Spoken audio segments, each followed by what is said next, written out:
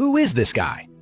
Hearing Roman's words, Bradley scoffed and said angrily, "Dad, in all of Oris Hill, who could possibly measure up to me? No matter who he is, compared to me, he's just trash.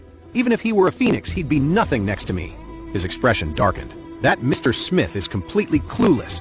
Letting Warnia marry me would be an honor for their family. The nerve of the Smith family. How dare they underestimate me? Roman said calmly, "Bradley, don't forget where you are. This is the Smith family's home. If they overhear you running your mouth, do you think we'll have any chance of working this out?" When Bradley heard that, he immediately fell silent. Roman sighed. "You're still too hot-headed. When you run into problems, you need to stay calm." Bradley quickly, "I was too impulsive." Roman said, "Mr. Smith has been a sharp operator his whole life. Otherwise, he couldn't have built this family empire. He's not the type to make a foolish mistake. If Warnia really liked some regular guy, he would never agree to it, let alone support her. That's why I suspect the other party must be someone significant." A cold glow in Bradley's eyes. "Dad, I've never heard of any impressive families in Oris Hill. Besides, in this whole city, everyone respects the Wells family." Roman thought for a moment, then said, "You're right.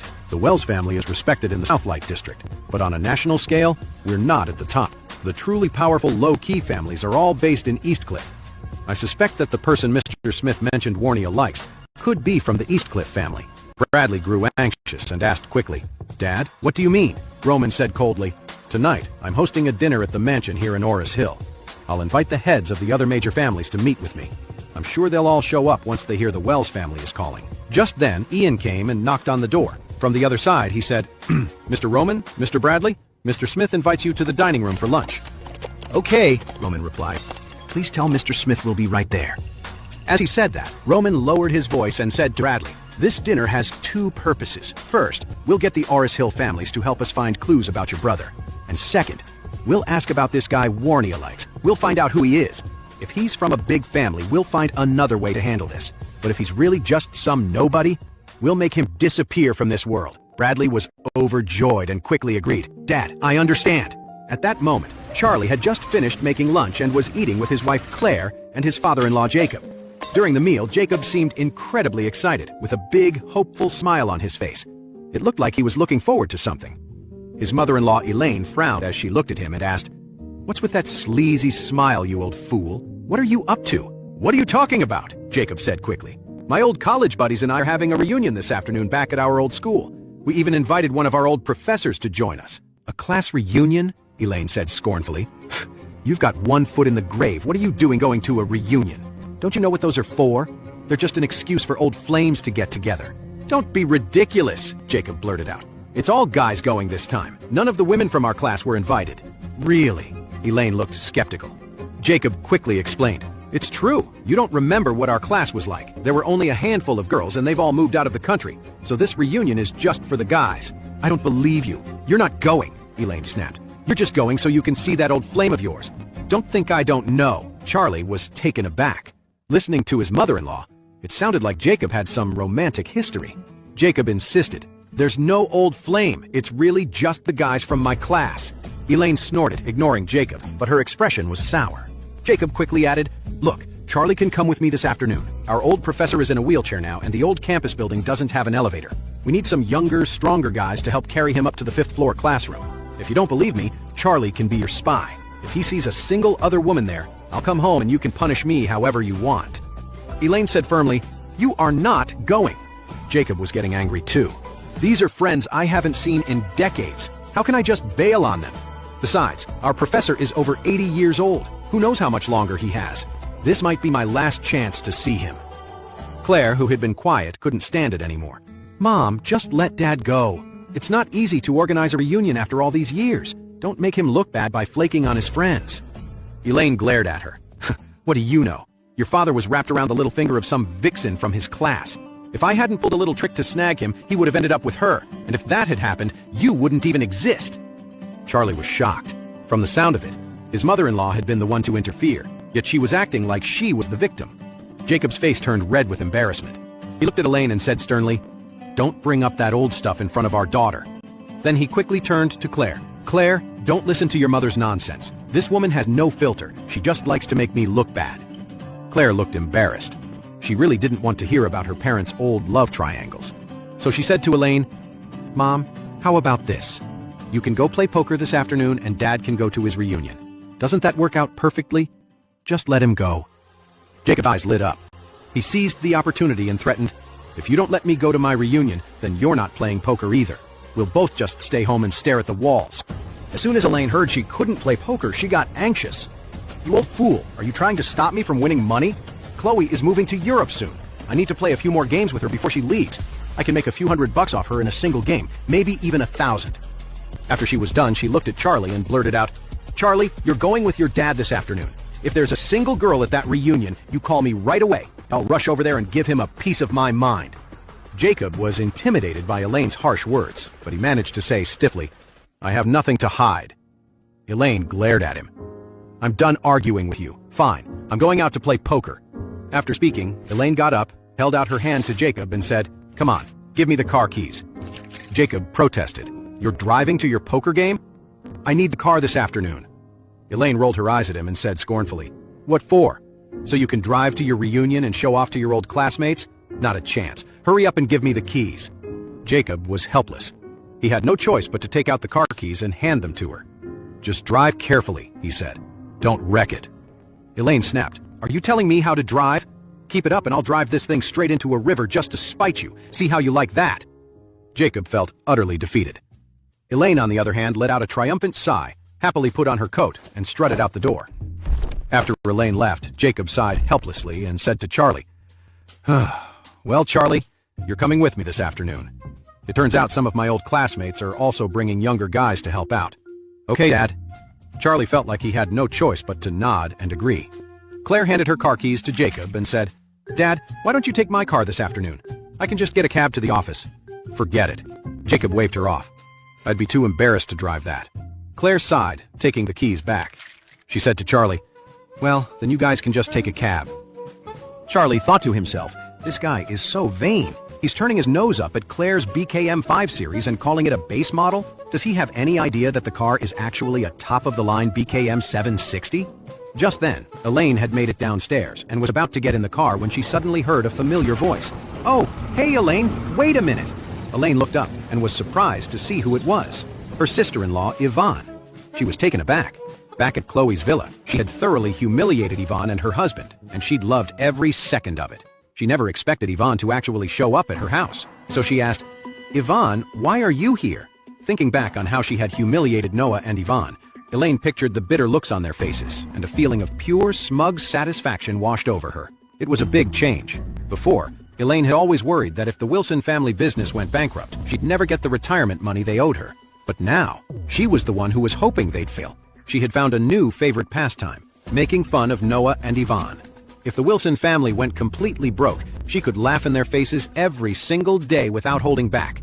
Those two had been making sarcastic digs at her for so many years, and now it was her turn to pay them back with interest. So, when she saw Yvonne show up right in front of her, Elaine felt a little spark of joy. She was just thinking that she hadn't gotten her fill of mocking them last time, and she couldn't believe it. They had brought themselves right to her door.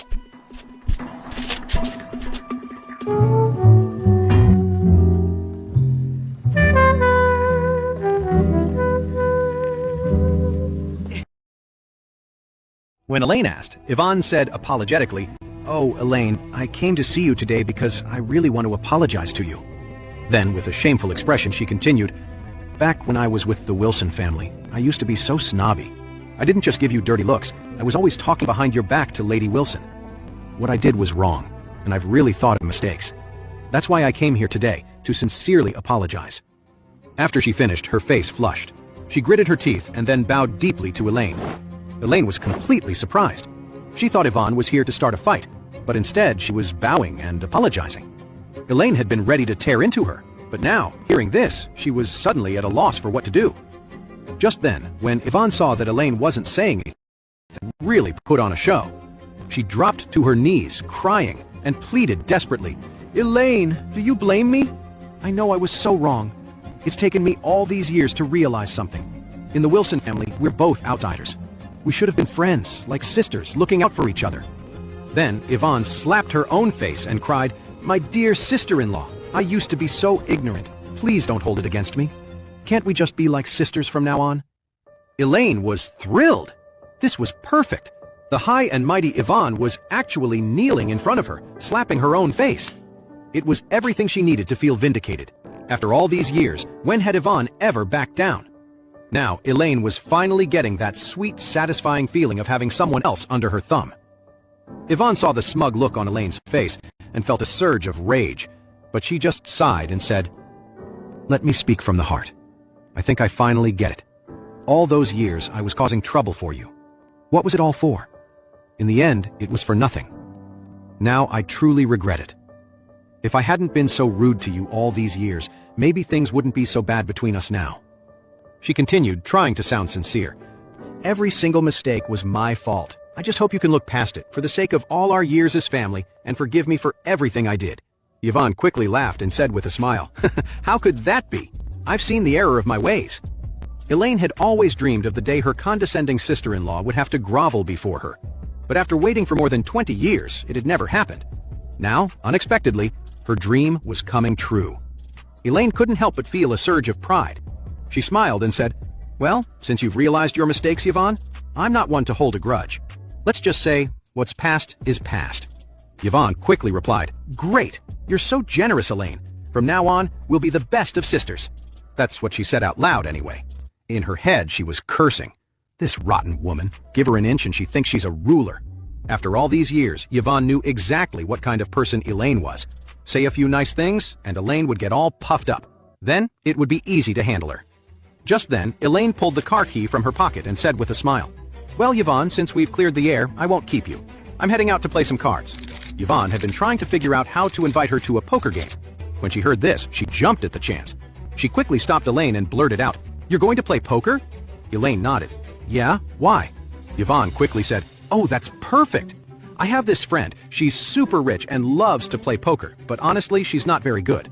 You know how it is with those wealthy types. They don't really care about the money. They're just in it for the fun. So she loses tens of thousands of dollars every time and doesn't even bat an eye." Leaning in, Yvonne lowered her voice. "Actually, it's perfect timing. She just told me she's looking for a few regular players to join her game every day. I was wondering if you might be interested. It would be an easy way for you to win some extra money." When Elaine heard this, her eyes lit up.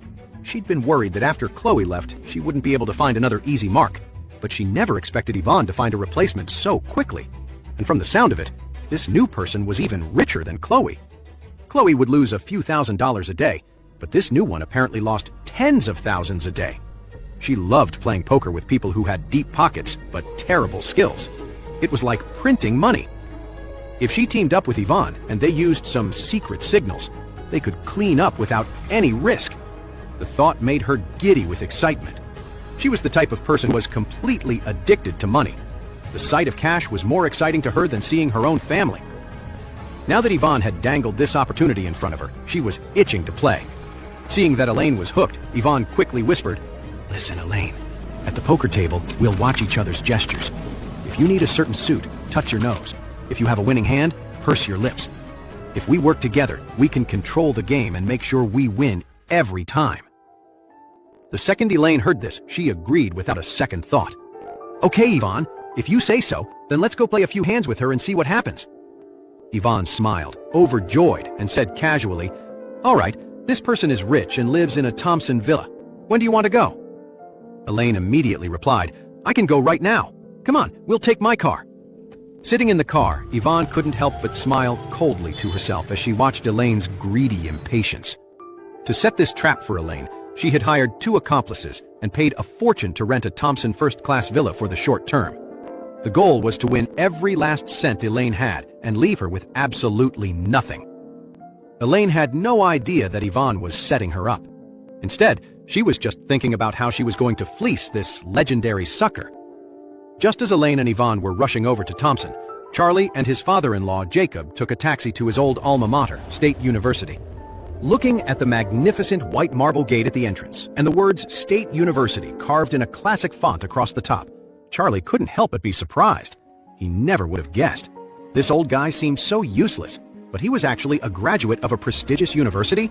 And back in his day, getting into a good university was much harder than it is now. Noticing Charlie's surprised look, Jacob snorted. "What, You don't think I look like I went to college? Charlie nodded honestly and said, Dad, your whole vibe just doesn't really scream college grad. Jacob sighed, then said with a hint of pride, I was a big shot on campus back in the day. My grades were always top-notch.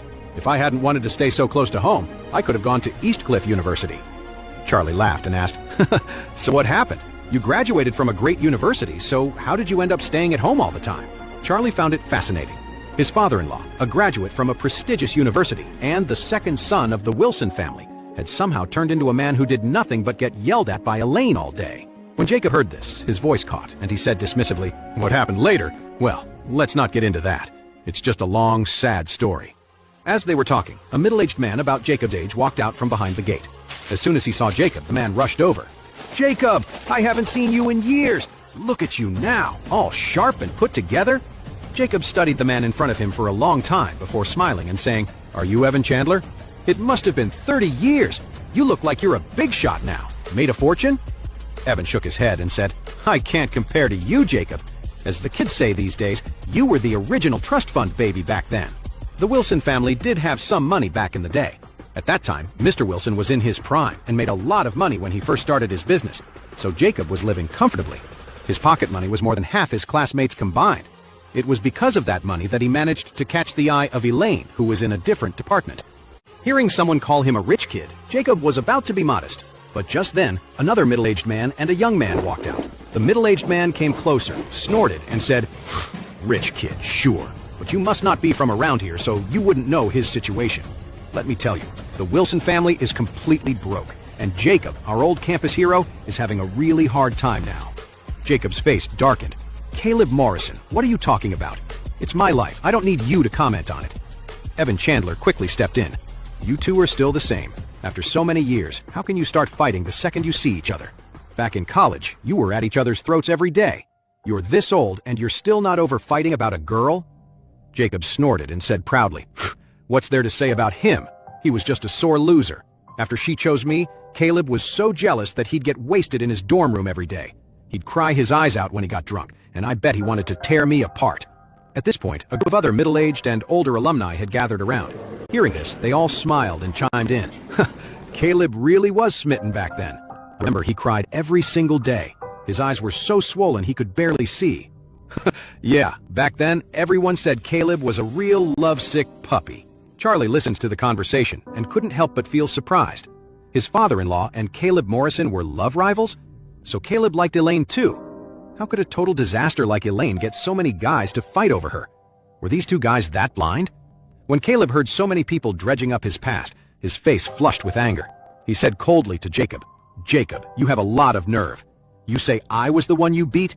What a joke. How exactly did you win? Is Zoe Sullivan here with you? Everyone knows Zoe left for Europe and dumped you. Zoe?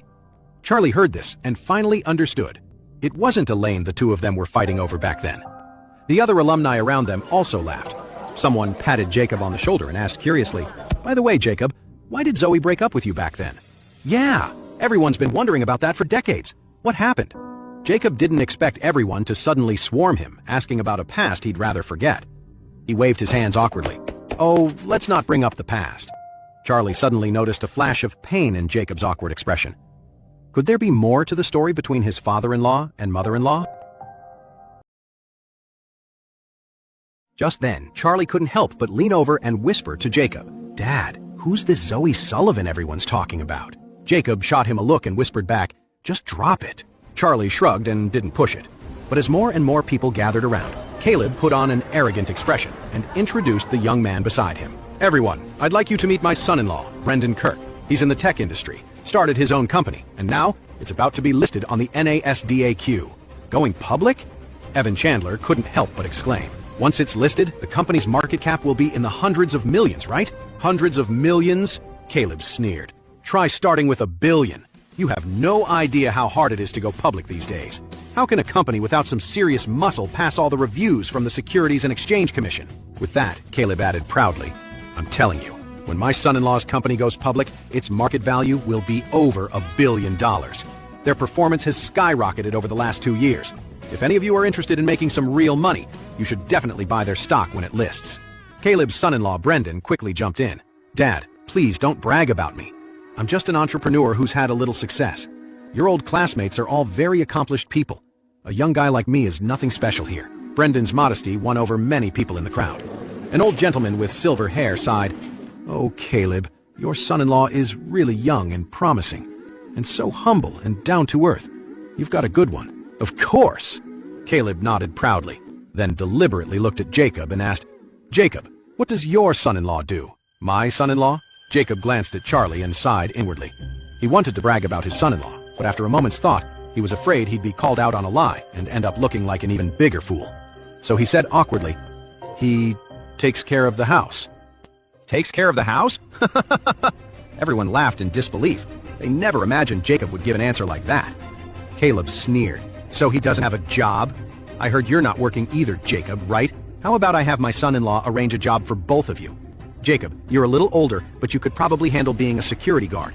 And your son-in-law is young and has experience with housework, so he could just go cook for the employees in the company cafeteria. What do you think?" The old classmates around them burst out laughing.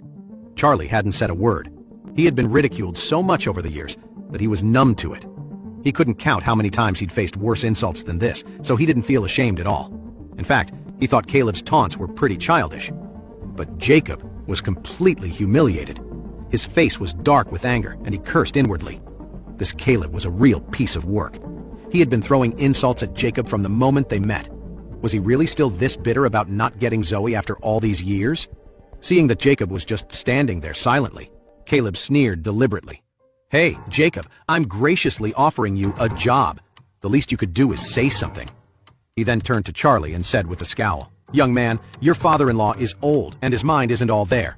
I can forgive him if he doesn't understand basic etiquette once in a while. But you? Are you just like him?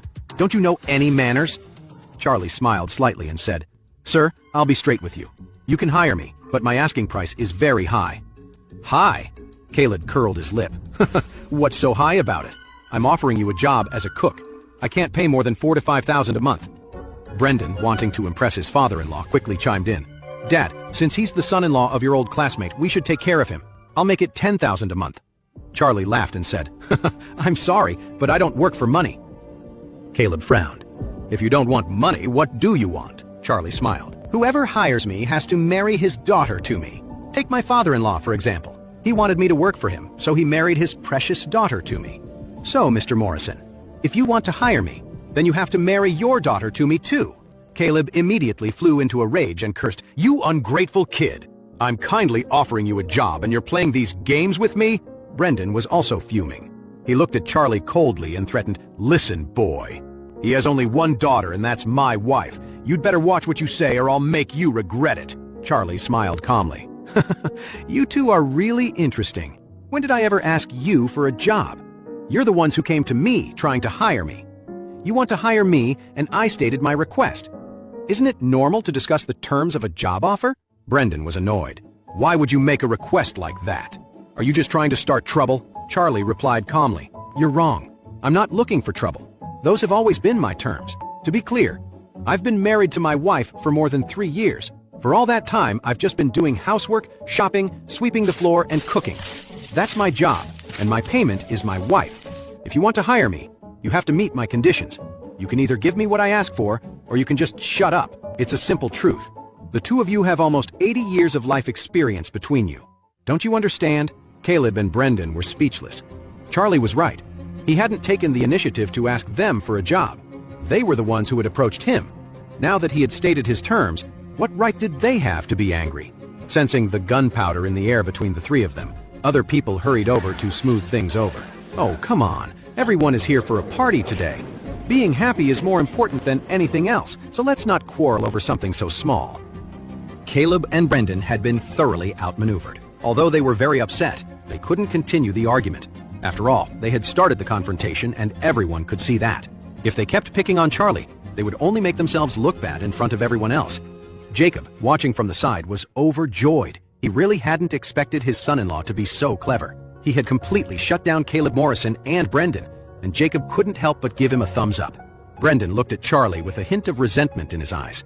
He, the boss of a company about to go public, had come here with his father-in-law planning to be humble and low-key. He never expected Charlie to put him on the spot and make him dig his own hole. For Brendan, this was a humiliating defeat, and he knew he had to find a way to get his pride back. Trying to get some payback, Brendan recalled how his father-in-law always used a woman named Zoe to ridicule Jacob. He pretended to be curious and asked, "Dad, what's the story with that woman Zoe? You're always talking about her and it's making me curious." Caleb glanced at Jacob and said with a smirk, "Well, in your generation's terms, Zoe was the queen of our campus. So many guys at school were crazy about her. The line of guys trying to date her probably could have wrapped around the entire university twice. No joke." As he spoke, Caleb deliberately raised his voice, a wide grin on his face.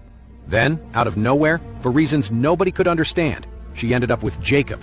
You have no idea. Back when Jacob was dating the most popular girl in school, he had to sneak around, always worried about getting jumped by all the other guys who were after her.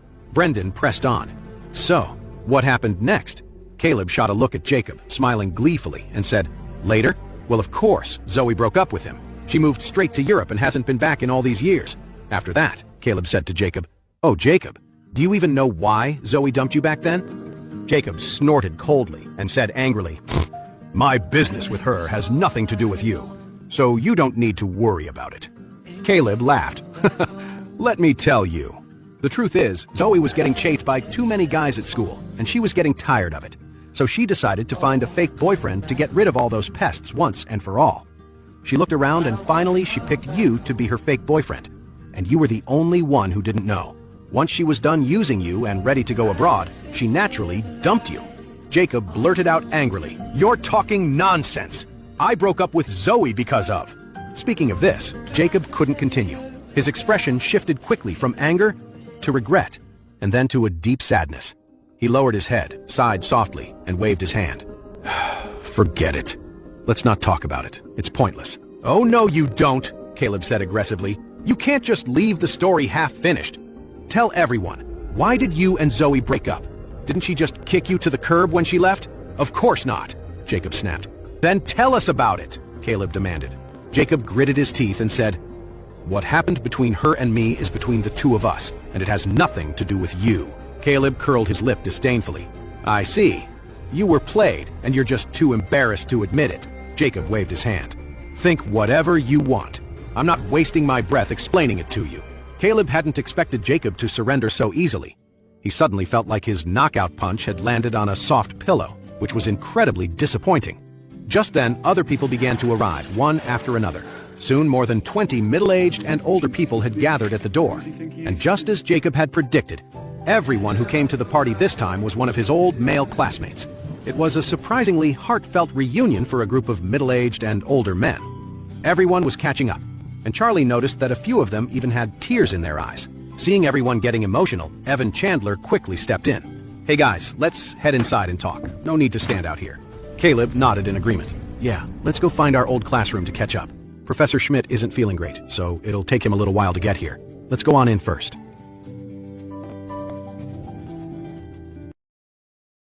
The group started walking toward the school building. On the way, someone asked Evan Chandler, "What were you guys talking about just now? It seemed pretty intense." Evan laughed and said, "We were talking about Zoe. By the way, is Zoe not coming today?" Someone else laughed. "Don't you be asking for Jacob's sake. Why are you in such a hurry?" Evan smiled and said, "I'm not asking for myself. I'm asking for Jacob. Zoe was his first love, and after all these years, I was just wondering if he's forgotten about her." Caleb sneered, jumping in. "Judging by the miserable life Jacob's living now, he'll probably never forget Zoe." "Oh? What's going on?" someone asked, suddenly curious. Caleb opened his mouth and said, "As we get into the classroom, I'll tell you all the juicy details." Jacob said angrily, "Why do you have such a big mouth? Nobody will think you can't talk if you just shut up for once." Caleb just laughed and said, "But I just want to talk.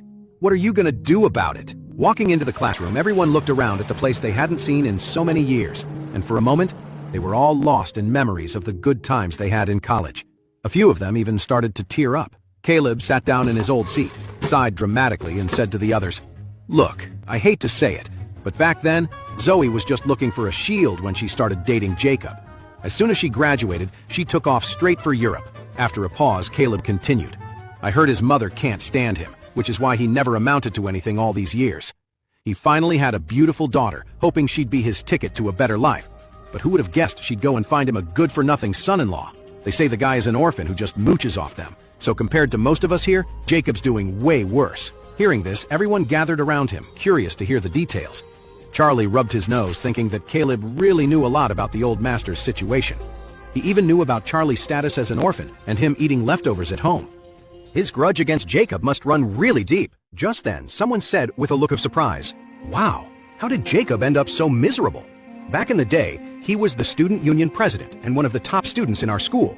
You wouldn't think his life would turn out like this. Jacob cursed angrily. "Caleb, will you just shut up?" Brendan laughed and said, "Uncle Wilson, don't take it so seriously. Everyone's just having a good time. No one really means anything by it. You should try to lighten up a bit." Jacob's face was a mask of fury. So what Brendan was saying was that everyone should have a good laugh at his expense? Caleb shot Jacob a taunting look, then turned back to the others with a smirk. "That's not even the worst part. You want to know what is?" "What is it?" everyone asked eagerly. Caleb laughed. "The worst part is who Jacob ended up marrying. She was pretty infamous back in our school days." "Any guesses?" Someone grumbled. "How are we supposed to guess that? A lot of us moved away after graduation. Unlike you, Caleb. You stayed here in Oris Hill, so you've heard all the gossip.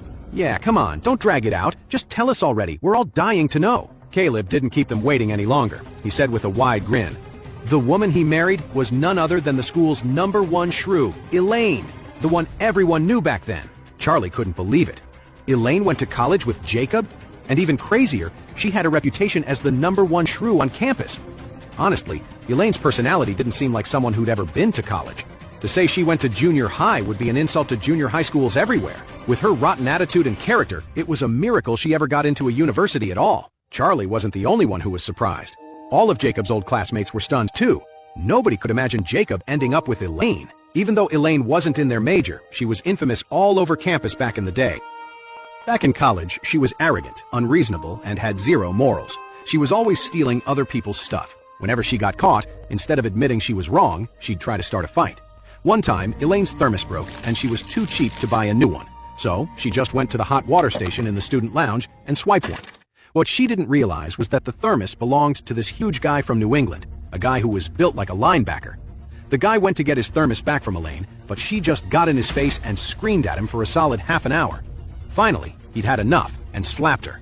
So Elaine grabbed the thermos full of boiling water and chased him, screaming that she was going to burn him alive.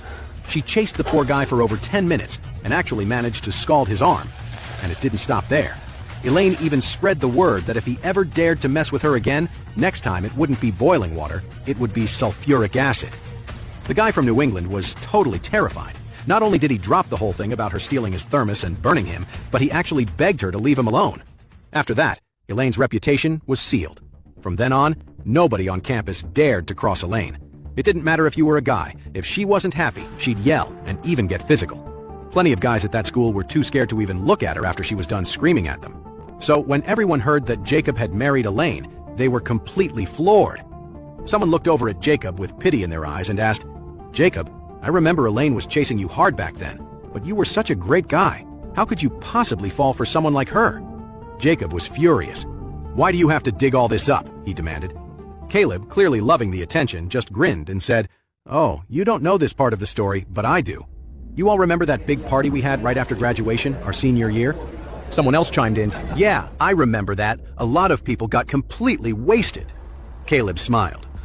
"Exactly. Well, at that party, Elaine basically poured a whole pint of cheap vodka down Jacob's throat. Jacob couldn't handle his liquor back then. Everyone was talking about getting him home, but Elaine insisted that nobody needed to help, that she could handle it. And in the end, that girl practically dragged Jacob off to a motel all by herself. A motel? No way, are you serious?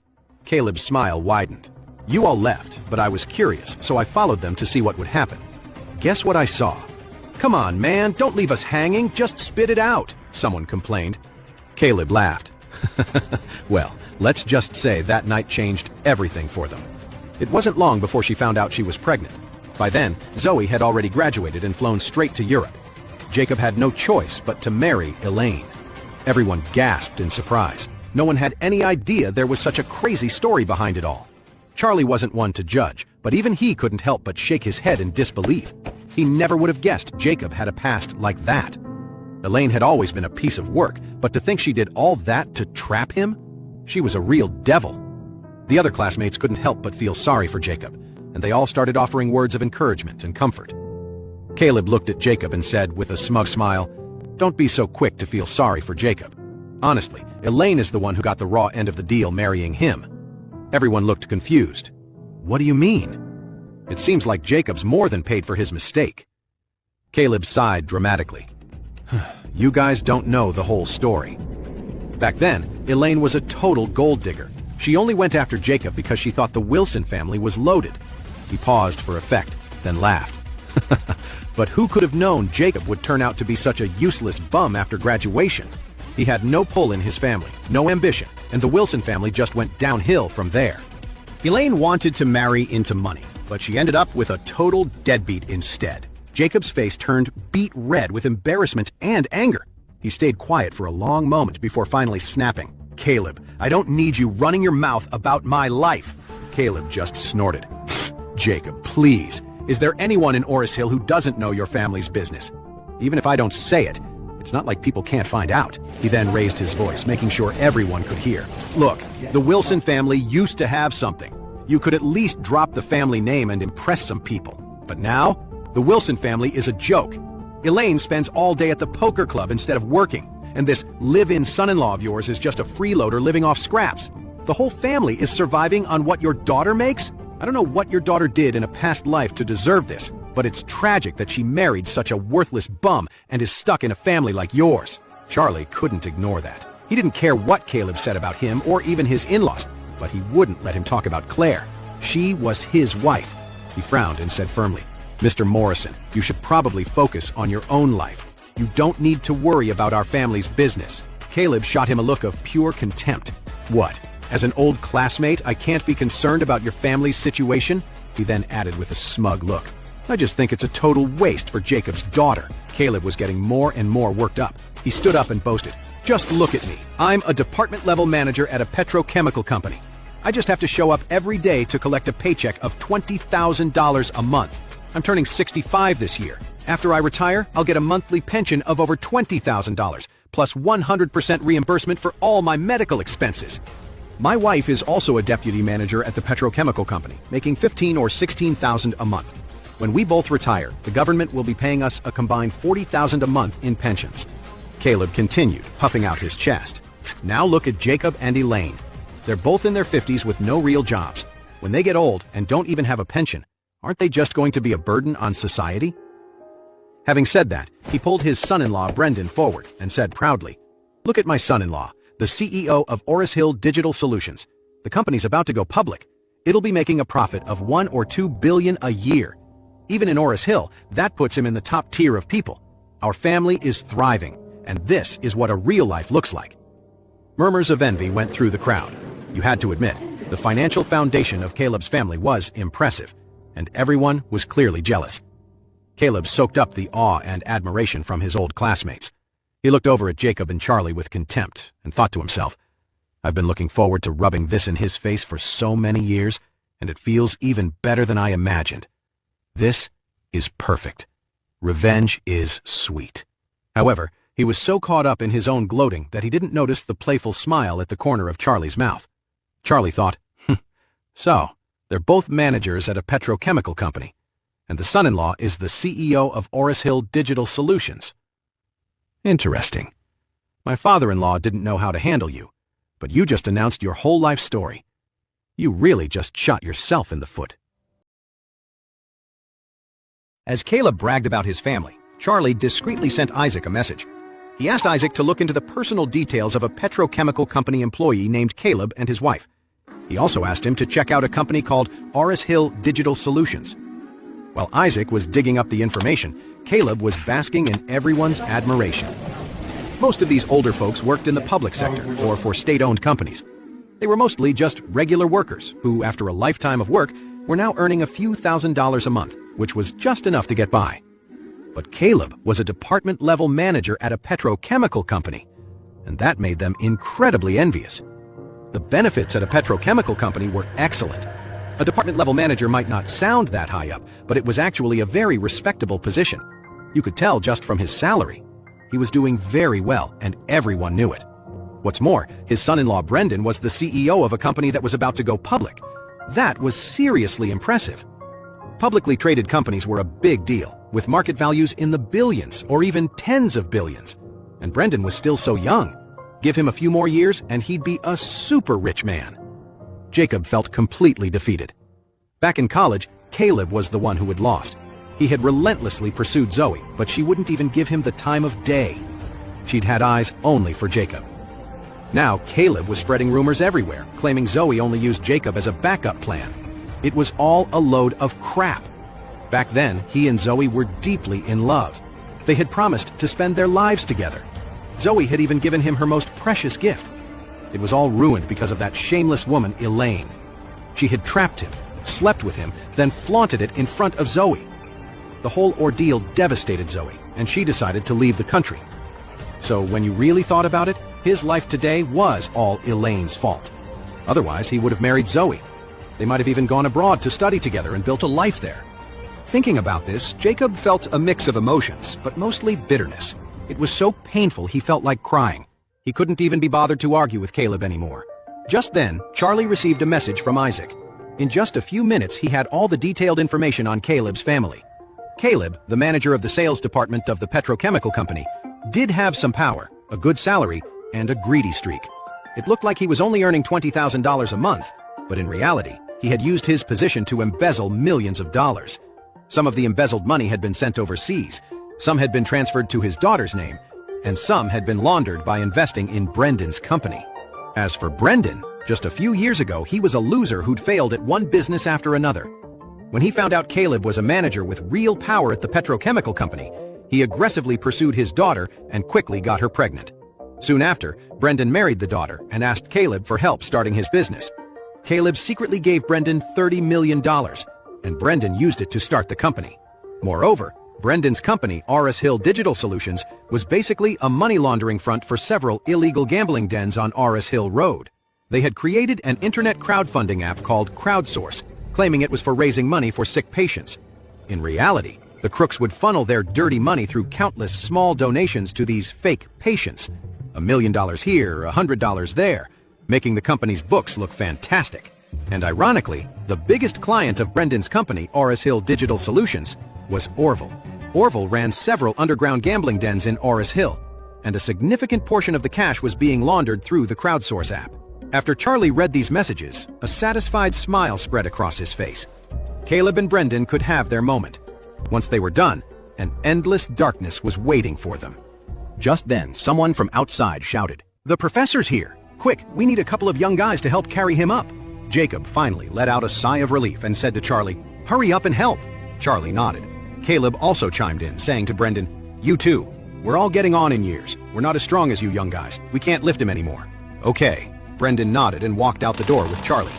As they went downstairs, Brendan walked with his nose in the air, not even bothering to look at Charlie. Charlie didn't bother talking to him either. After all, this jerk and his company, Oris Hill Digital Solutions, were in for a rude awakening today. Still, Charlie wanted to find the perfect moment to deliver the final blow. As the saying goes, pride comes before a fall, and Brendan's ego wasn't fully inflated just yet. When they got downstairs, they saw an 80-year-old professor with a full head of white hair sitting in a wheelchair looking up at the old school building. Beside him stood a middle-aged man who smiled when he saw Charlie and Brendan coming down. "Thanks for the help, you two," the middle-aged man said. "He's gotten older, and I have too, so we can't really lift him. This university building is so old, they haven't even installed an elevator. He's always wanted to come back and see the school since he retired, but with his legs, it's been tough for him to get around." The old professor smiled and said, "Even if you just let me look, I'd be happy. Don't let me be a bother, or I'll just try to climb up myself." The middle-aged man laughed. "You taught your whole life. Haven't you had enough of school?" The old professor shook his head and said with conviction, "Teaching and educating people is a lifelong commitment." The middle-aged man smiled, looking helpless. "All right, we'll make your wish come true today. Go on and teach your old students." Charlie listened with a sense of awe. The dedication these older educators had for teaching was almost like a religious faith. A look of disdain flashed across Brendan's face, but he didn't say anything. Instead, he just said, "Let's get him up there quickly. Everyone's waiting." After speaking, he looked at Charlie and said, "Hey, you, come give me a hand." Charlie didn't even glance at him and said coolly, "I'll do it myself. I'd rather not have to coordinate with someone as clumsy as you and risk dropping or bumping the professor." "You can do that by yourself?" Brendan asked, his voice full of doubt. Charlie ignored him. He walked to the back of the wheelchair, got a firm grip, and lifted the entire chair, professor and all. He walked up the stairs at a steady pace. Charlie wasn't like most people when it came to strength. After making the rejuvenating pills a few days ago, he'd taken 2 himself, and his physical fitness had improved dramatically. Carrying an old professor in a wheelchair was nothing to him. Even a weight several times heavier would have been manageable. Brendan looked a little surprised, but since it saved him the effort, he just followed behind and said with a smirk, "Wow, you're pretty strong. You should go work construction, hauling bricks and concrete. I have a friend who works on a construction site. You want me to introduce you?" Charlie looked back at him, smiled, and asked, "You want to go to a construction site to carry bricks and cement?" Brendan scoffed. "I'm talking about you." Charlie smiled slightly and said cheerfully, "All right, you've made your own arrangements then. So, you'll be going to the construction site to haul cement for 20 years. How does that sound?" Seeing that Charlie wasn't giving him a straight answer, Brendan scoffed. "Is it fun to play dumb?" "I was obviously exaggerating when I said you should haul cement." Charlie nodded and smiled. "Okay, I get it. I'll arrange it for you." Seeing that he was still talking in riddles, Brendan said with disdain, "You're nuts." He then added, "Let me give you some advice, man to man. You're still young. If you go out and find a real job now, you might still make something of yourself." Is hauling cement a bad job? Not at all. Ever heard of that singer, Max? He used to carry cement on a construction site. Didn't he become a huge star? And with social media being so popular, you could start an account, post some videos of yourself hauling cement, and maybe you'll go viral. Charlie smiled and said, "I already have a social media account." "Want to follow me?" Brendan asked contemptuously. "Oh, the family freeloader is on social media now? What's your username? Oris Hill's Biggest Loser?" Charlie smiled and said, "My account is linked to my number, 786019911. My username is King Son-in-Law, and my profile picture is a Thunderbird. Want to follow and give it a like?" "King Son-in-Law?" Brendan looked at Charlie with scorn. "You? The king? Seriously, have you no shame? If you're the king son-in-law, then what does that make me? The emperor son-in-law? The overlord son-in-law?" Charlie smiled slightly. "You? You're the concrete son-in-law." "Concrete son-in-law? What do you mean?" Brendan frowned. Charlie laughed. "The son-in-law who hauls concrete. Don't you get it?" "Damn it!" Brendan couldn't help but spit. "You really don't appreciate good advice when you hear it." Charlie ignored him, carried the old professor, and quickly walked the last steps to the classroom door. The old professor patted Charlie's hand and said, "Young man, anyone who can face ridicule with a smile, who is neither arrogant nor submissive, clearly has a bright future ahead of him." With that, the old professor maneuvered his wheelchair and entered the classroom.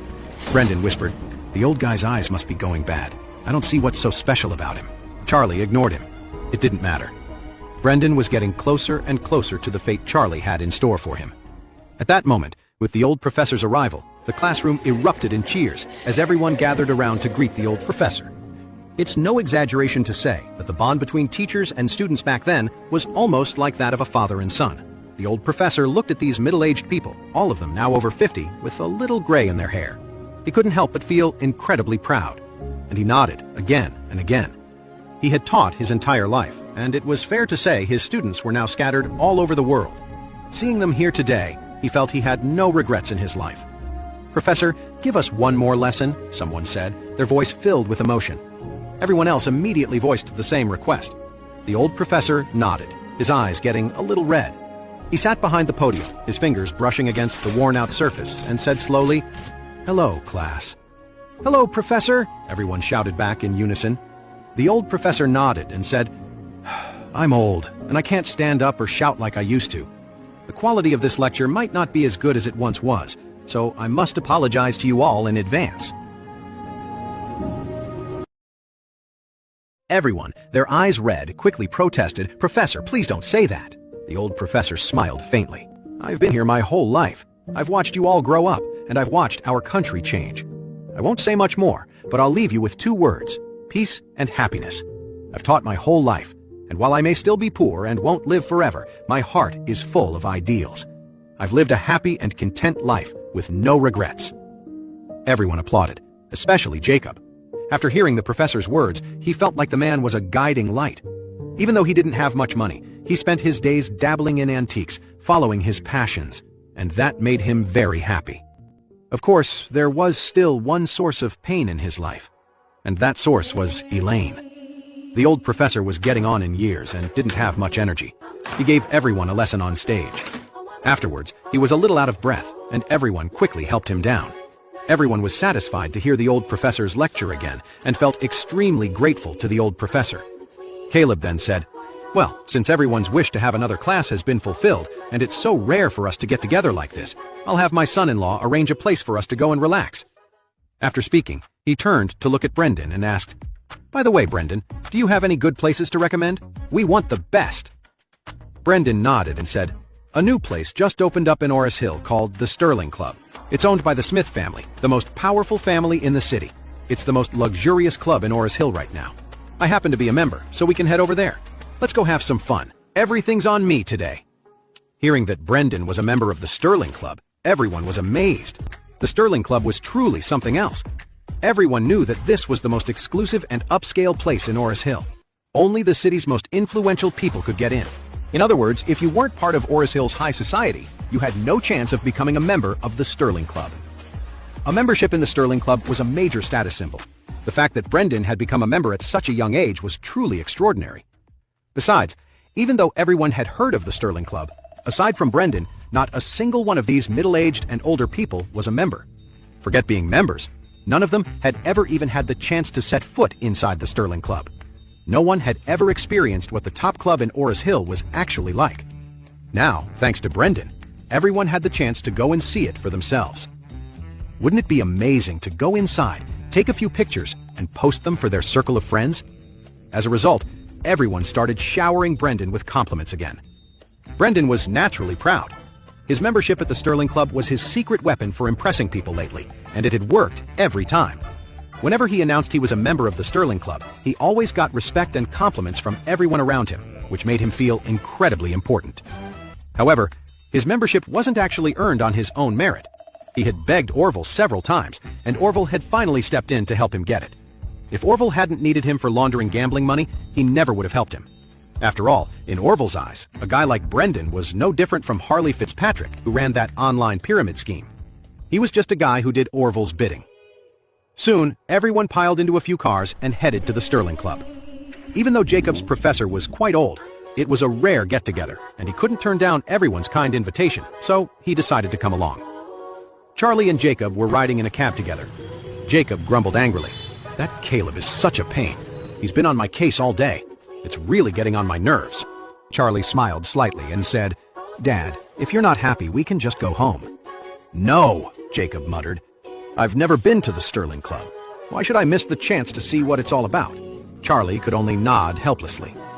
When the group arrived at the club, they first gathered in the lobby. In the lobby, everyone was amazed by the luxury of the Sterling Club. The incredibly luxurious decor was beyond anything these middle-aged and older folks had ever imagined for a club. Jacob was also completely stunned, looking around in awe.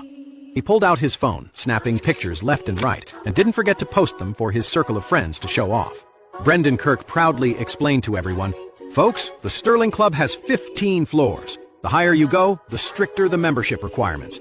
To get to the upper floors, you need a certain level of influence. There's just no way up otherwise. Even on the most basic first floor, it costs over $100,000 for a casual visit. Most people can't afford that." Everyone was completely shocked. It costs at least $100,000 just to visit once? An average family of 3 might not even make that much money in a whole year. That kind of spending is completely out of reach for regular families. Brendan pulled out his membership card as everyone watched in admiration. The card was silver, beautifully crafted, and gleamed under the lights. As he handed the card to the front desk, he said to the group, "Don't be too impressed. This is just a premium membership card, but the level isn't too low. Below this, there's the standard member. My card gets me up to the 7th floor. This time I'll take everyone straight up there." Then he added, "The minimum spending on the 7th floor is $300,000. It's incredibly luxurious." Caleb turned his head then and said proudly to Jacob, "Jacob, you've never been to a place this high-end, have you? This will be a real eye-opener for you. A little glimpse into how the upper class lives." Jacob's face turned an ugly shade of green. He shot back, "It's not like I've never been anywhere nice. I'll have you know, I've seen my share of impressive places." Caleb Morrison scoffed. "What impressive places have you seen? Have you ever been to the Sterling Club? Ever spent any money here?" Jacob was speechless. Even before the Wilson family's business collapsed, he could never have afforded to come to a place like this, let alone now that the family was completely bankrupt. So, Jacob had no choice but to back down. Just then, Brendan took out his membership card, walked up to the front desk, and said to the receptionist, "Get a private room ready for us on the 7th floor. Put all the charges on my card." The waiter looked apologetic and said, "Sir, I'm so sorry. Today, all of our private rooms on the 7th floor are booked. Currently, for your membership level, we only have rooms available on the 3rd floor. Would you like to take one of those?" Brendan said angrily, "You want me to go to the 3rd floor? Is the 3rd floor even worthy of someone like me? If I go to the 3rd floor, what will people think of me?" The waiter apologized again. "There's really nothing I can do right now. The rooms on the 4th through 7th floors were all reserved in advance. Since you didn't make a reservation, there's nothing available." Brendan said, "Since the 7th floor is full, just give me a free upgrade and let me go to the 8th floor, or even higher. That should be fine, right?" "I'm sorry, sir," the waiter said very seriously. "Our Sterling Club membership cards can only be used on their designated floor or lower, never higher. This means if your premium membership card is for up to the 7th floor, then you can only use facilities on the 1st through 7th floors. You cannot go to the 8th floor. That is a strict rule of our club." Brendan frowned and said arrogantly, "I don't care. You need to find me a room on the 7th floor, no matter what you have to do, or figure out a way to get me onto the 8th floor." The waiter looked embarrassed and said, "Sir, the 8th floor is exclusively for our VIP and executive VIP members. Your membership level isn't high enough, and we have very clear rules that no one can book a room above their designated level." "Rules? To hell with your rules! I want a private room on the 7th floor now. Are you going to help me or not? Is it some divine law that you can't help a customer?" The waiter apologized and said, "Sir, there really is no other way. Unless you can find a friend with a higher level membership card and have them book a room on a higher floor for you." Brendan raised his eyebrows. "Find a friend?" "That's right," the waiter said politely. "Because most of our members are ordinary and senior members, the rooms below the 7th floor are in high demand. However, we do have empty rooms on the 8th to 14th floors. If you can find a VIP member, they can book a room for you up to the 10th floor. If you know an executive VIP, they can get you a room up to the 14th floor." Brendan gritted his teeth and sneered. "Fine. You want me to find a friend? All right then. To tell you the truth, I'm very close with Orville Hudson. He's a VIP member who has access up to the 10th floor. I can call him right now and have him open a room for me. But you'd better think twice about the consequences of offending someone connected to Orville." Charlie couldn't just stand by and watch. The young woman was just a staff member here, doing her job according to the club's rules. Why was he threatening her, and threatening to bring Orville into it? Wasn't this just hiding behind someone else's reputation? So Charlie walked up and said to him, "Mr. Kirk, don't harass the staff. The 3rd floor isn't bad. Even the 1st floor is incredibly luxurious. Is it really necessary to get a room on the 7th floor or higher?" Brendan shot him a disdainful look and said, "For someone like you, just sitting in the lobby of the Sterling Club with a glass of tap water is probably the highlight of your life. But for a person of my status, being seen in any room below the 7th floor is an insult." Charlie just smiled and said, "It's all right. Don't worry about it. Besides, this is the last time you'll ever come to the Sterling Club anyway. You should be happy with what you can get. Beggars can't be choosers, right?" Brendan frowned and asked, "What's that supposed to mean?" Charlie smiled and said, "Did you forget what I told you? You're going to be hauling cement on a construction site for 20 years. This is the last time you'll ever set foot in the Sterling Club. You should be grateful you even have a shot at the 3rd floor today. You'll never get another chance like this in your life." Brendan was furious and cursed. "Charlie, right? You've got a lot of nerve. If my father-in-law and your father-in-law weren't classmates, do you really think you'd ever get into the Sterling Club? Someone like you? You wouldn't have even made it through the door without me, and now you're trying to act tough?" Charlie smiled faintly and said, "All right, I'll give you 5 minutes. If you don't make a decision by then, I'll make one for you." Brendan sneered. "You'll make the decision for me? Who do you think you are? Today, I'm going to show you what the real upper class is all about." After that, he immediately took out his cell phone and made a call. As soon as the phone connected, Brendan's whole attitude shifted. His voice became smooth and flattering as he said respectfully, "Hello, Mr. Hudson. This is Brendan Kirk. I was hoping to ask you for a favor." Orville was at the mansion right now. Tonight, Roman Wells had booked the Diamond Box at the mansion. He was hosting a banquet for some of the most influential family heads in Orris Hill. Orville knew the Wells family was even more powerful than the Smith family, so he couldn't afford any mistakes. He was personally overseeing the chefs at the mansion. While he was coordinating the food prep, he got a call from Brendan, so he answered impatiently. "What is it? Make it quick, I'm busy." In Orville's eyes, Brendan was just a lackey. He had plenty of guys like him, so he didn't think much of him. Brendan also knew he couldn't afford to get on Mr. Orville's bad side, so he spoke very humbly. "Mr. Hudson, I'm at the Sterling Club right now. I was hoping you could help me with something."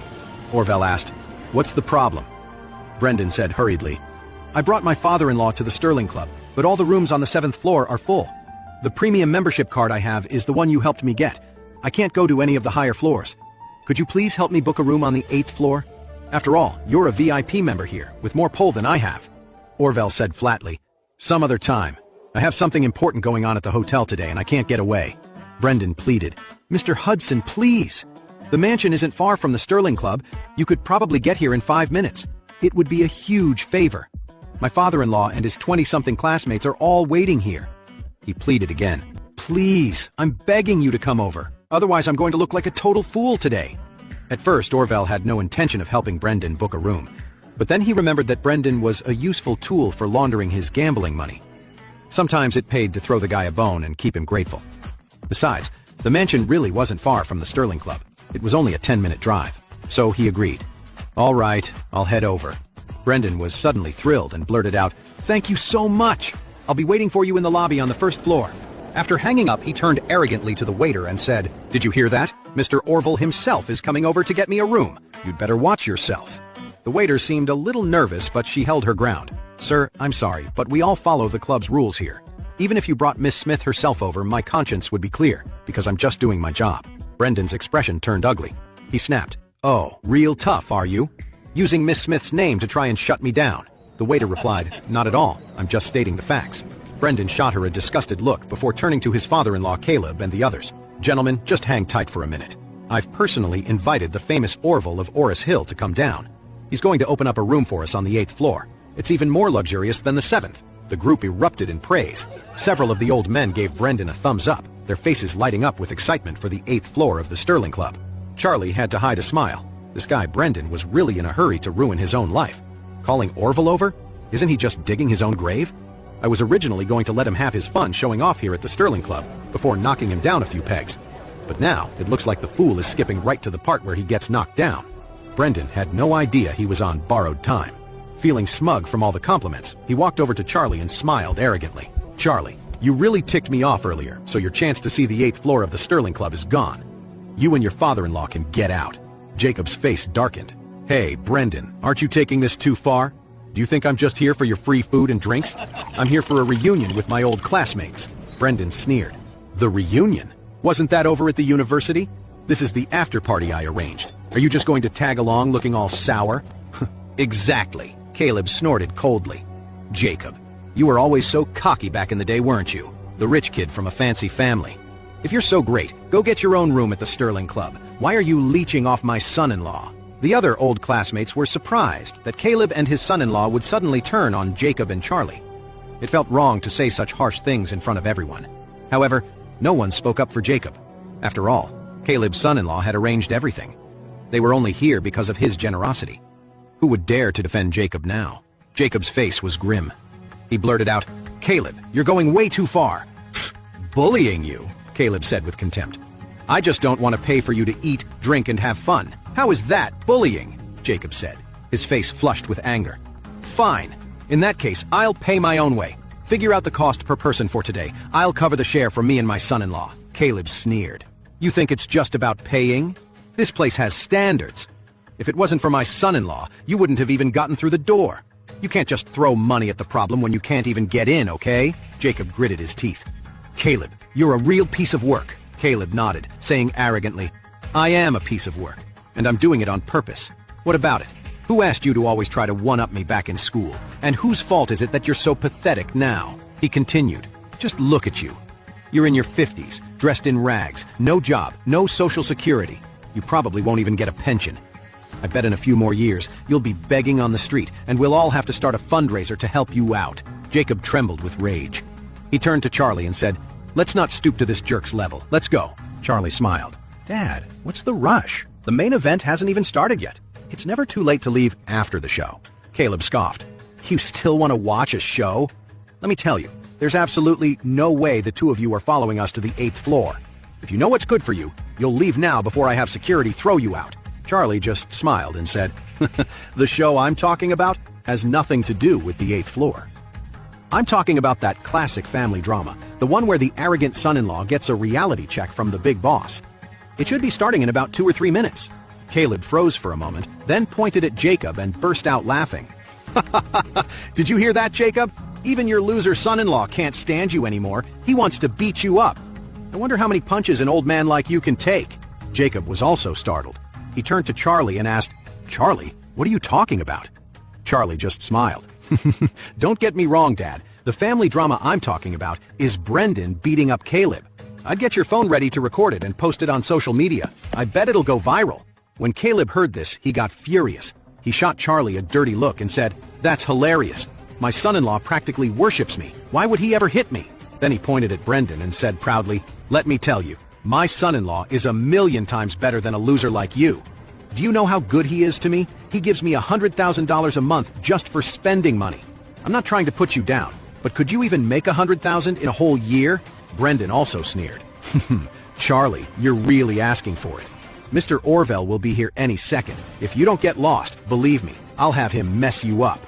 "You're going to have Orville mess me up?" Charlie looked at Brendan with fake surprise. Brendan sneered. "What? You don't believe me? Do you even know who I am to Mr. Orville?" Charlie shook his head and asked, "So, what is your relationship with him?" "I'm like a brother to him," Brendan declared. Then he snapped, "And you better call him Mr. Orville. Show some respect." Charlie smiled. "When Orville gets here, why don't you ask him yourself? Ask him if he'd dare to call you his brother." Brendan looked at Charlie, surprised, then sneered. "How dare you disrespect him?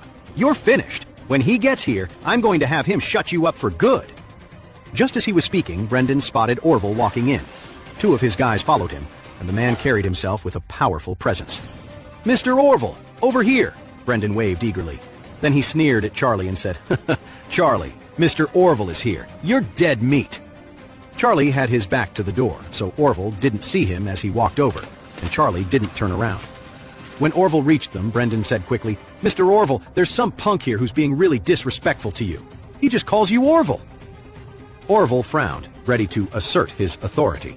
But as he turned his head, he suddenly saw Charlie staring at him coldly. He was terrified. His voice trembled as he asked, "Wade, Mr. Wade, what are you doing here?" Everyone in the room was shocked when he said this. What was going on?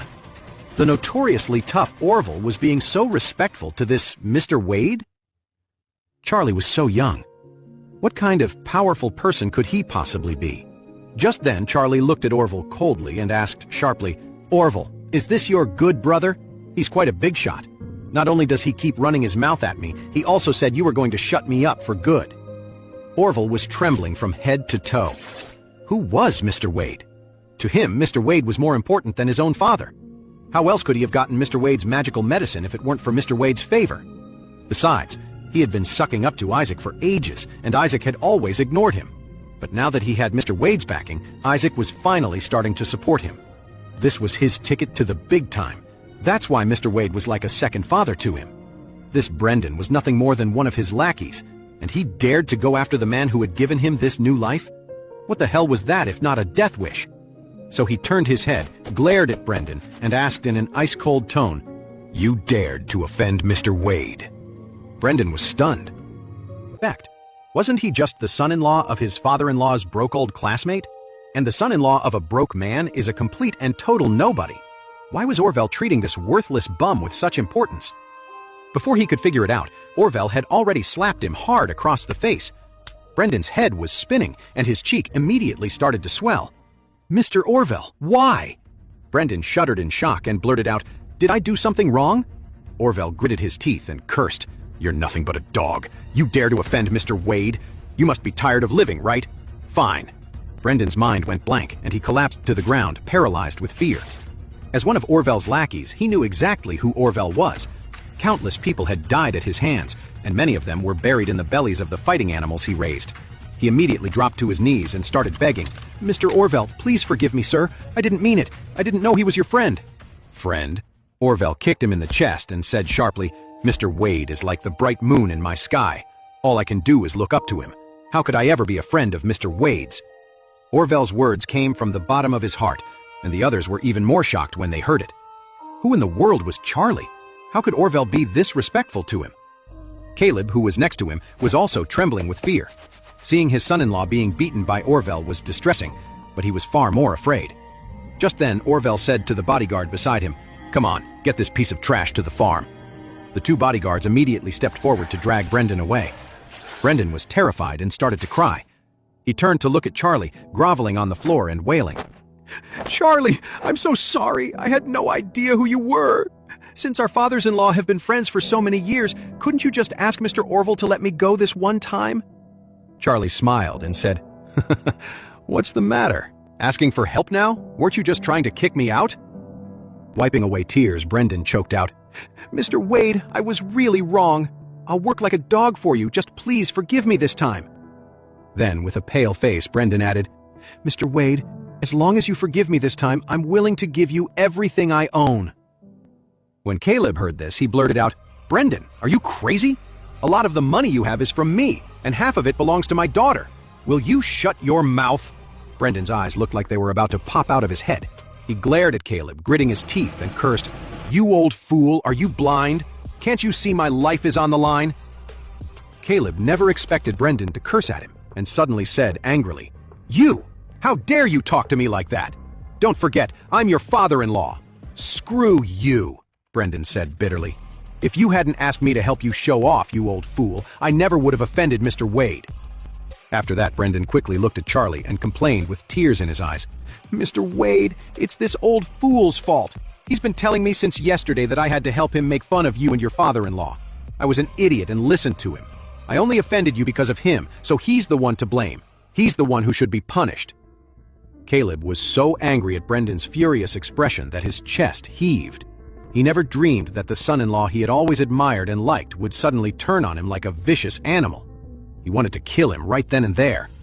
He trembled as he scolded, "Brendan, I must have been blind to let my daughter marry an ungrateful monster like you." How could Brendan care that Caleb was his father-in-law? He was only afraid that Charlie and Orville would actually kill him. That would be a huge loss. If someone had to die today, he'd much rather be his father-in-law than him. Besides, this whole mess was the old man's fault. If he hadn't asked him to cause trouble for Jacob and his son-in-law Charlie, none of this would be happening. So he pointed at Caleb and cursed, "I only offended Master Wade and Orville today because you told me to. It's only fair that you're the one who dies. Why should I die for you? That's bull!" Caleb waved his hands frantically and said to Charlie, "Oh, Master Wade, don't believe this bastard's nonsense. I didn't tell him to target you and your father-in-law. It was his own idea to come after you. Don't let him fool you." Brendan cried and said, "Master Wade, you have to see the truth. Think about it. I have no reason to hate you, so why would I just come and mock you for no reason? It was all Caleb. He's been jealous of your father-in-law for stealing the woman he loved. He couldn't let it go for all these years, so he was always looking for revenge and asked me to help him get back at you and your father-in-law. Now he's shamelessly trying to back out of it. You can't let him get away with this." Charlie nodded and said calmly, "Don't worry. This old man's fate will be a miserable one. The crime of abusing his position and embezzling so much money is enough to make him die in prison. I'm sure he'll be arrested before the night is over." When Caleb heard this, his heart sank. His legs went weak, and he fell to his knees with a thud, begging for mercy. Master Wade, please don't do this to an old man like me. These old bones won't last for many more years. Please, I'm already on my knees." Charlie ignored him, looked at Brendan, and asked quietly, "Do you want me to spare your life?" Brendan nodded his head frantically and blurted out, "I'm begging you, Master Wade, please have mercy." Charlie said, "I can spare your life, but like I said before, I want to see a little family drama where the son-in-law beats up the old man. So, you know what to do, right?" How could Brendan not understand what Charlie was saying? By now, he absolutely hated Caleb for throwing him under the bus. He didn't care one bit that the man was his father-in-law. He tore himself away from Orville's bodyguard, lunged at Caleb, and slammed his fist right into his face. Caleb was an old man, after all. The punch sent him sprawling to the ground with a cry of pain. Brendan was filled with hatred, but he also hoped that putting on a good show would calm Charlie down. So he didn't hold back at all. He showed no mercy. Caleb's frail old body was no match for Brendan. As Caleb begged Brendan for mercy, why would Brendan care? He kept hitting him, knocking Caleb unconscious, then slapping him awake just to keep hitting him. Caleb's old classmates just stared, dumbfounded. No one dared to step in and stop it. while Jacob was thrilled to see revenge being served, making him excited. Seeing that Caleb was about to be beaten to death by Brendan, Charlie stepped in and said, "That's enough. Don't kill him. I want him to spend the rest of his life in prison." Brendan stopped immediately. As he got up from Caleb, he didn't forget to spit on him and curse in disgust. "You still tried to drag me down with you? If it wasn't for Mr. Charlie's kind heart, I would have killed you today." After speaking, he quickly dropped to his knees and crawled all the way to Charlie, begging, "Mr. Charlie, were you satisfied with my performance just now? Can you spare my life, please?" Charlie nodded and said, "I can spare your life. But while you can avoid a death sentence, you can't escape punishment for what you've done." Brendan hurriedly asked, "Mr. Charlie, how can I earn your forgiveness?" Charlie smiled and said, "Do you remember what I told you before? About getting ready to go to a construction site to haul cement for 20 years? Brendan completely fell apart, crying as he said, "Mr. Charlie, I don't want to go to the construction site. I beg you, I'll listen to you. Just forgive me this time. From now on, I'll be your dog. I'll do whatever you ask me to do." Charlie nodded and said with a playful smile, "Okay." Brendan said excitedly, "Thank you, Mr. Charlie." Charlie smiled and said, "I'm not finished yet. Don't thank me so quickly." After speaking, he smiled and asked, "You said that you'd do whatever I ask you to. Well then, I'm asking you to go to the construction site and haul cement. When you've done that for 20 years, you'll be free." "What?" Brendan almost collapsed. At this time, Charlie said to Orville, "Orville, find a construction site, put a chain on him, and make him carry cement there every day. When he's done it for 20 years, he can leave. If he dares to run away, just kill him." Orville immediately nodded and said, "Mr. Wade, don't you worry. I have several construction sites in Oris Hill, and I will definitely find him the most grueling and tiring one." "Good," Charlie said with satisfaction. "Let him work and think about what he's done." Brendan cried out, "Mr. Charlie, 20 years is too long. Please, have mercy and shorten it a bit. Otherwise, my whole life will be over." Charlie said coldly, "Don't bargain with me. There was a father and son before who got too big for their britches. Now they're in the mountains digging for Panax root, and they're never allowed to leave. If you keep bargaining with me, I'll arrange for someone to take you there too." Orville added coldly, "Brendan, I'm telling you, you should just accept your fate. The two guys who went to the mountains last time were driven there by one of my men. It took them 3 days and 3 nights of driving just to get to the base of the mountains. And it's just the start of winter up there, so it's already freezing. It's over 20 degrees below zero outside, and only 7 or 8 degrees below inside the house. Those two are going to freeze. They even have to haul their own firewood down from the mountain just for their stove. They say in about a week, it's going to drop to more than 40 below. It'll get so cold, your piss will freeze before it hits the snow. If you want to try it out, I can make the arrangements for you right now." The moment Brendan heard he might be sent to the mountains for the rest of his life, he was terrified. He broke down crying, "No, please, Mr. Orville, I accept my fate. I'll do it. I'll go to the construction site and carry cement, just not the mountains." Brendan had completely accepted his fate. Compared to a lifetime of digging for Panax root in the snows of the mountains, hauling cement at a construction site in Oris Hill seemed like a walk in the park. At least he could still live in the city, go home, and have some semblance of a normal life. If he went to the mountains, his life would be over. Seeing that he had accepted his fate, Orville snorts and said, "You should count yourself lucky. Otherwise, I would have taken you straight to my kennel to be dog food today." Brendan nodded quickly and said gratefully, "Thank you, Mr. Charlie, for going easy on me. Thank you, Mr. Orville." Orville immediately called over his men and commands, "Go, take him to the construction site in Oakswood County. Let him eat and live with the other workers. He gets 2 days off a month." "Yes, Mr. Orville." 2 of Orville's men immediately dragged Brendan out. Orville pointed at Caleb, who was lying half dead on the ground, and asked Charlie, "Mr. Wade, what about this old fool?" Charlie said calmly, "The police will be here to arrest him any minute." Just as he said that, a team of police officers rushed in, asking loudly, "Who is Caleb Morrison?" Jacob quickly pointed to Caleb on the ground and said, "Officer, that's him." The lead officer came forward, compared Caleb's face to a photo, and said, "It's him. Take him away." Another officer asked him, "Captain, he's injured and unconscious. What should we do?" "Send him to the hospital first," the captain said. "He'll be taken into custody after he gets medical treatment." Evan Chandler, one of the old classmates, quickly asked, "Officer, what crime did he commit?" The officer stated formally, "Caleb Morrison is suspected of embezzlement and illegal profits totaling more than $50 million. The room erupted in an uproar. No one could believe it. Caleb was a senior manager at a petrochemical company with a huge salary. Why would he use his position to steal money? As the unconscious Caleb was carried away by the police, his old classmates just shook their heads in shock. But now, Everyone looked at Charlie with a new level of awe. After all, the way Charlie had dealt with Caleb and Brendan was beyond anything they could have imagined. Jacob also felt his reputation had been restored. So many of his old classmates were coming up to praise him, and it felt incredible. However, someone sighed and said, "Well, with Brendan gone, I guess the second part of our reunion is canceled. Maybe we should just call it a night?" A wave of disappointment went through the group. Everyone had been excited to see the Sterling Club, but they hadn't even made it past the lobby. They had no idea what the rest of the place looked like. Just then, Charlie turned to Orville.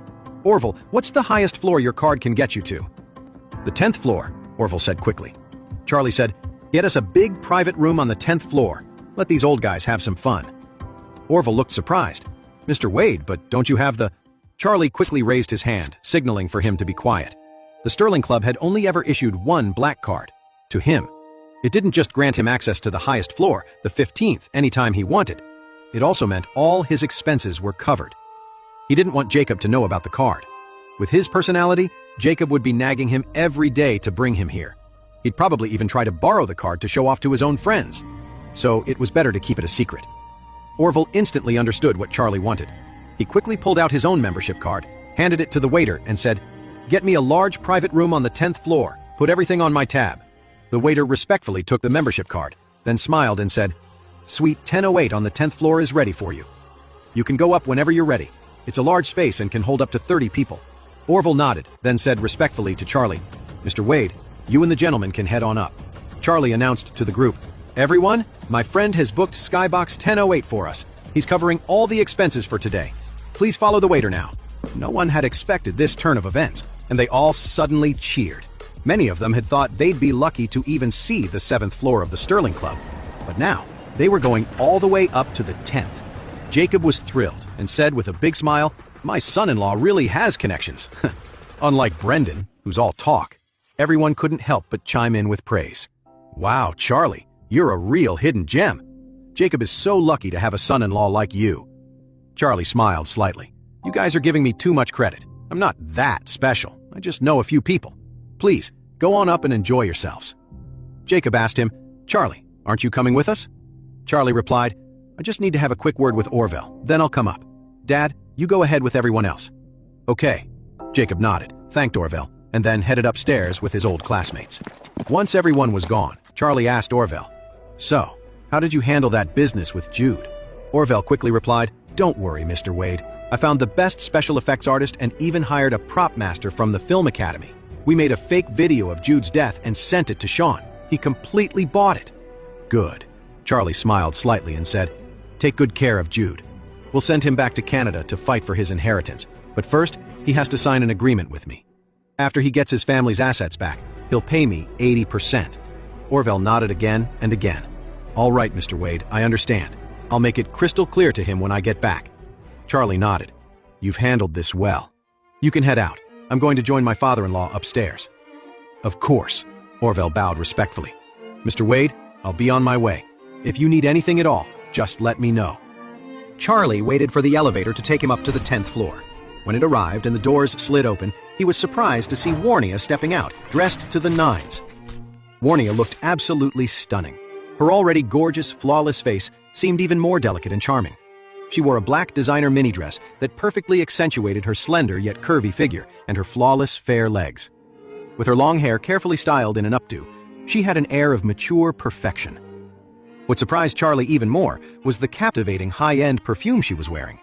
The scent was alluring, and it seemed to make the very air around him relax.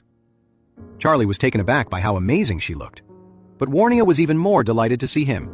She had just been thinking about Charlie, so she never expected to see him standing right there when the elevator doors opened. She couldn't hide her joy. Beaming like a young girl with her first crush, she asked softly, "Mr. Wade, what are you doing here?"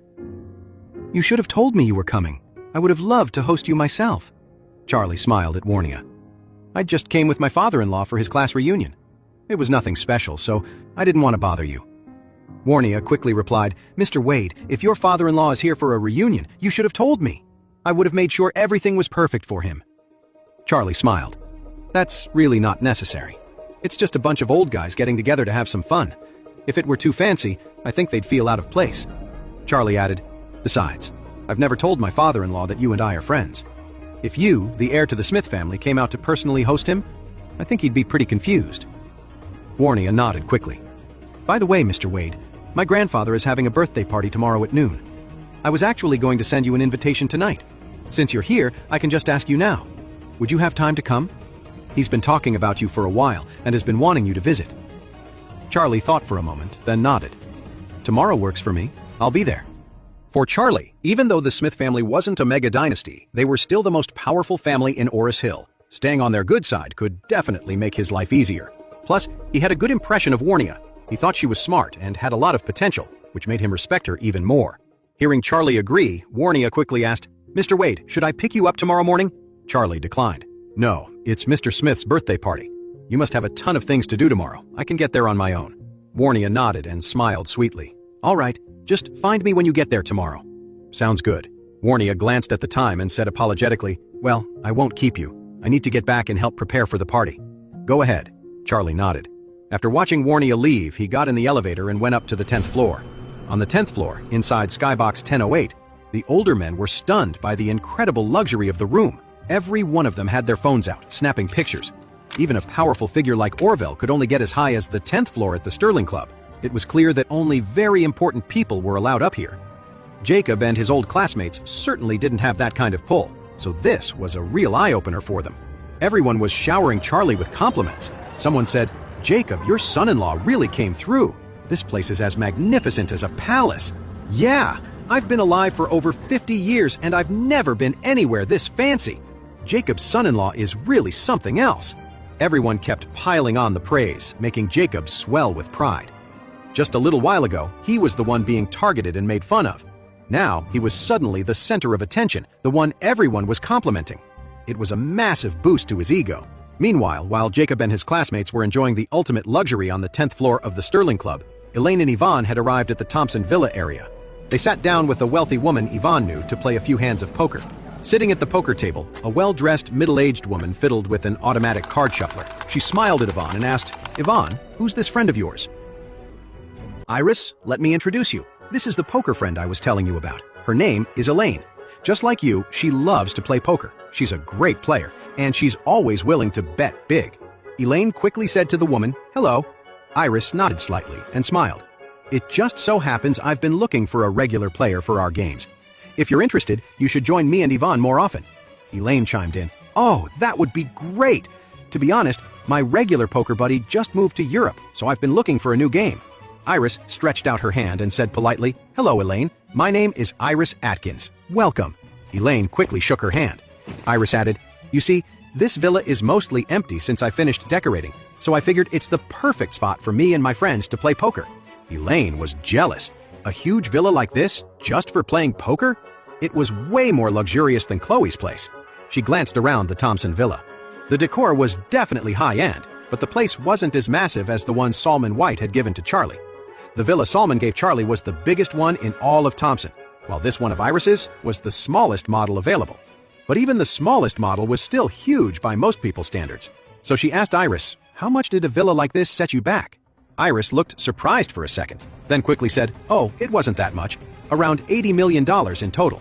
In reality, the villa didn't belong to Iris at all. It was owned by a film and TV production company.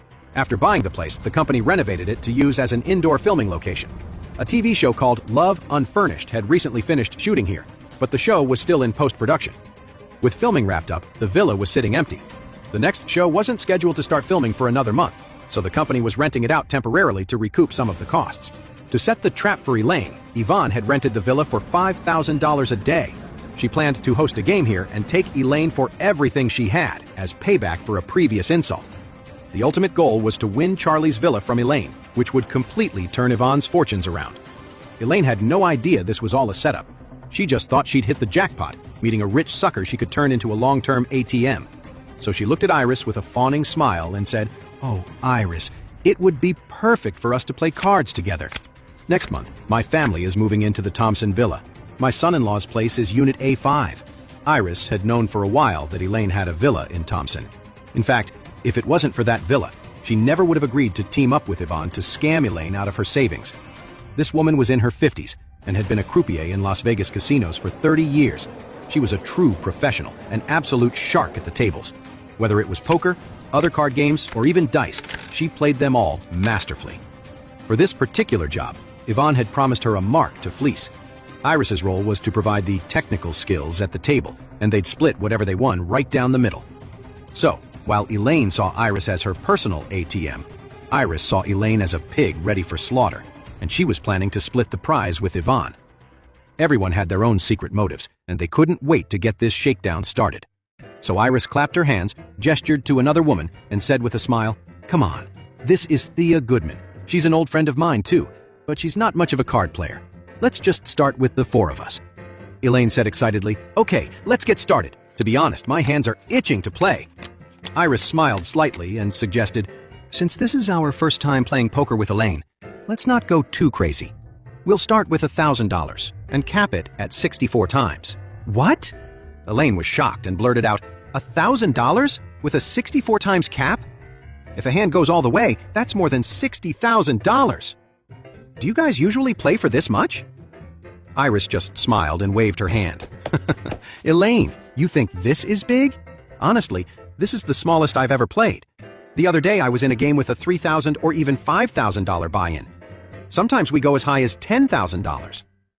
Then she pointed to Yvonne, who was sitting next to Elaine, and said, "The last time Yvonne played in my $5,000 game, I lost over $1 million in just a few hours, and Yvonne herself walked away with over $300,000, right?"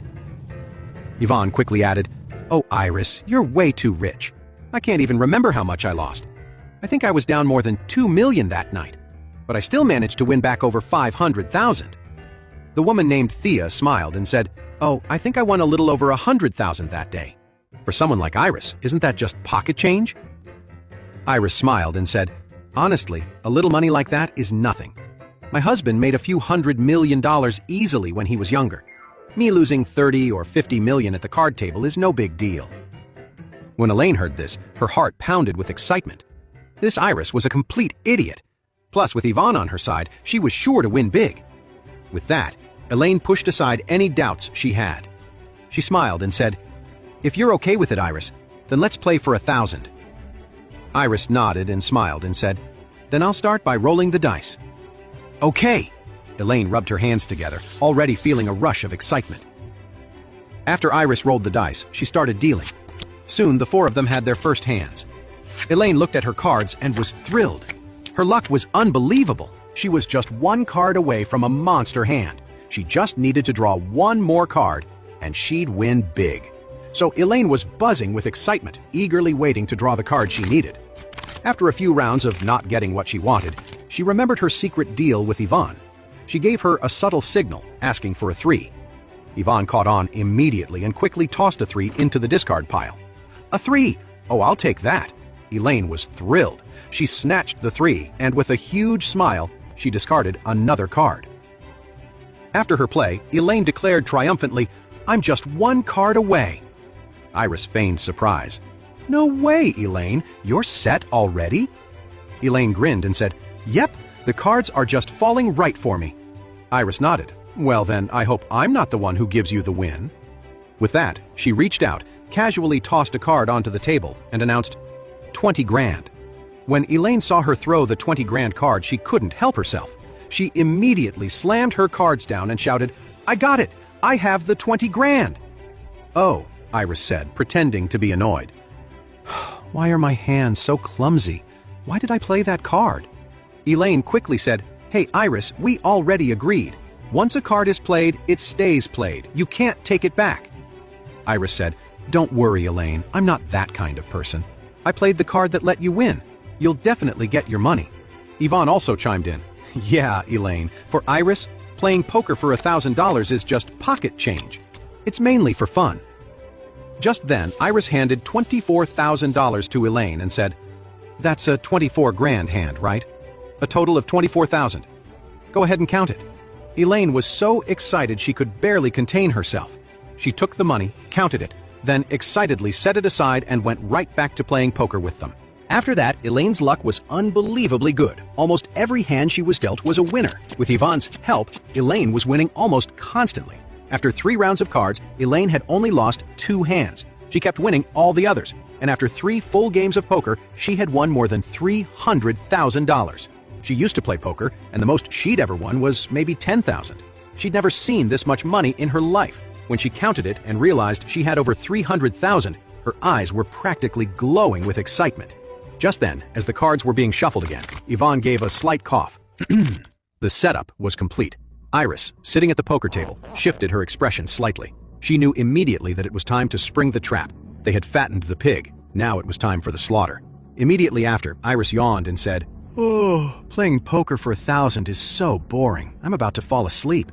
Why don't we play for a little more? That'll wake me up." Yvonne smiled and said, "I'm up for it." Then she looked at Elaine and asked with a smile, "Elaine, what do you think?" Elaine had no idea she had just walked right into a trap. All she could think about was how easily she had made over $300,000. If they played for bigger stakes, she could make over $3 million in no time. Caught up in the moment, the thought of what would happen if she lost never even crossed her mind. So she was very excited and said, "Okay, then let's play for bigger stakes." Iris nodded, stretched her waist, and said casually, "All right then, let's make it 10 grand a hand. It's boring when the stakes are too small." After that, she added, "And look, if that's too rich for you guys, it's no big deal. I have a neighbor who loves to play for smaller stakes. I can just ask her to take my spot, and I'll go upstairs and get some sleep." 10 grand! Elaine was stunned. This was a bit too much. It was scary to think she could lose $500,000 or $600,000 in a single hand. Just then, Yvonne shot her a wink and said with a smile, 10 grand is fine, Elaine. You're on such a hot streak. If you really play for 10 grand, you could make 5 million today." The moment she heard the words 5 million, all of Elaine's common sense vanished. She figured if she didn't agree, Iris would just get her neighbor to play instead, and then how would she find another sucker to take for a few million? So she nodded eagerly and said, "Okay, let's do it. 10 grand a hand." "All right," Iris said with a small smile. "Come on, let's start. Since the amounts are so big, let's just use mobile banking to transfer the money. It's more convenient." The others quickly agreed, saying, "Okay, we'll pay 10 grand."